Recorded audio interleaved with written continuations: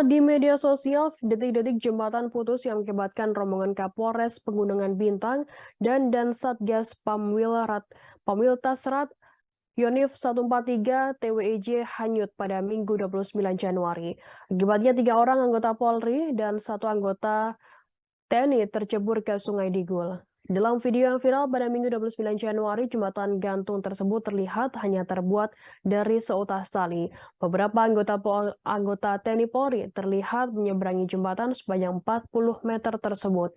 Namun saat sejumlah anggota TNI masih berada di tengah jembatan, tiba-tiba saja jembatan putus dan membuat sejumlah personel TNI dan Polri tercebur ke Sungai Digul. Kabid Humas Polda Papua Kombes Pol Ignatius Beni Adi Prabowo mengatakan jembatan sudah tidak layak. Saat melintasi jembatan tersebut kapasitas berlebih sehingga mengakibatkan jembatan putus. Identitas para korban yang hingga saat ini belum ditemukan adalah Bribtu Yohanes Matius, Bribda Risman Rahman, Bribda Stefan Randongkir, dan Pratu Ferdian Dwi Kusuma. Rombongan mulanya berangkat dari distrik Oksibil untuk melakukan pengecekan pos polisi Iwur dan pos Satgas Yonif 143 TWIJ.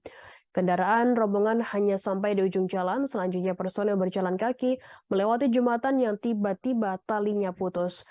Menurut Beni, dari 12 orang rombongan, 4 personil tidak berhasil menyelamatkan diri dan terjatuh dan hanyut di Sungai Digul dengan aliran yang cukup deras.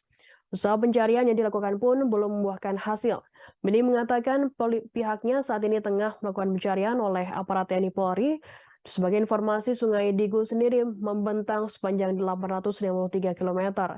Hulu sungai tersebut berasal dari pegunungan Mauke dan hilirnya di Laut Arafuru. Sungai yang berada di wilayah selatan Papua tersebut melintasi beberapa kabupaten, mulai dari Pegunungan Bintang, Papua Pegunungan, hingga Mapi, Bovendi, Gul, dan Merauke di Papua Selatan. Terima kasih sudah nonton. Jangan lupa like, subscribe, dan share ya.